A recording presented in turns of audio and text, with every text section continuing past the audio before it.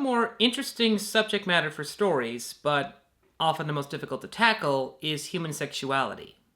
What makes that interesting to me is the level of texture you can have for a character or a person solely based on what they may or may not be attracted to. And also the different textures from there on. Are you attracted to only that? Are you attracted to this and that? Are you attracted to this on Sundays? And so on. Unfortunately, what also makes that difficult to tackle, especially in movies, is the level of unnecessary sensitivity. For some reason, most studios and most audiences are extremely sensitive about human sexuality.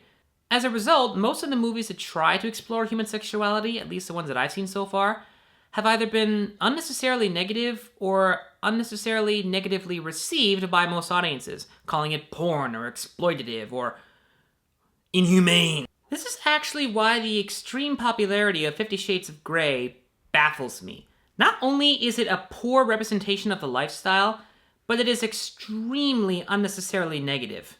Quick side note, if you are interested in literature that explores that particular lifestyle, then avoid 50 Shades of Grey like the plague. My personal recommendation is the graphic novel series Sunstone, currently available to read for free at deviantart.com, and the first 2 chapters available for print on amazon.com. Yes, it is still a romantic portrayal of the lifestyle, but it is significantly better than 50 Shades of Grey for 3 reasons. It is better written, it is more positive, and it is genuinely funny.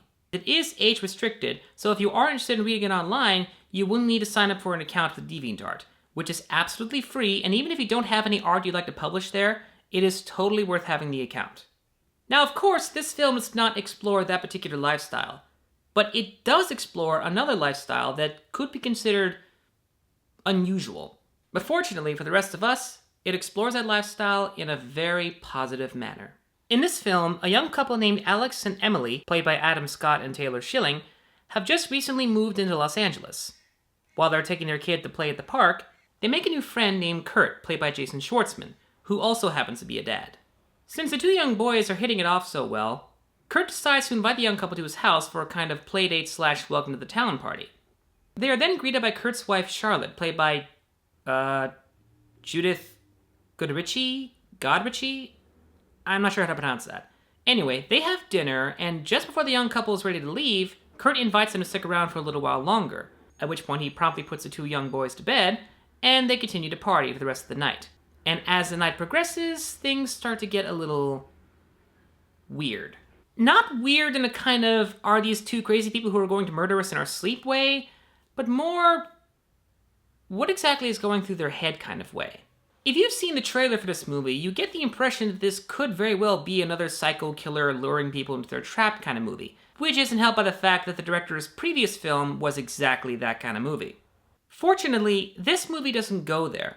Rather, the unusual and uncomfortable things are all about the characters suddenly exploring different ideas and different possibilities and questioning the very fabric of traditional couples. It's a film that dares to challenge the concept of traditional couples and traditional marriage, and openly explores the possibility of, well, polygamy, among many other things. The main thing I like about this movie is that it chooses to explore this avenue in a very positive light. By the end of the movie, everyone has sort of gotten what they wanted, and they've discovered new things about themselves that they otherwise might never have discovered. It's a story that challenges not only the characters, but the audience to reevaluate their perception on the way things are and the way people are, both personally and sexually. Now, these 2 characters can very easily be described as swingers, and it can be very easily argued that everything they did was extremely choreographed and they never really made any kind of discovery and are just kind of pulling the main 2 characters along. Fortunately, it's just ambiguous enough that it's not for certain. My personal recommendation is that you absolutely must check out this film. It is one of the few films that I've seen that explores human sexuality, or rather, a particular aspect of human sexuality, in a very positive light and actually has a very nice message. And it'll also be a very nice distraction until these 2 movies come out later on this month. I'm so looking forward to those. Ladies and gentlemen, my name is Norman. Thank you for watching.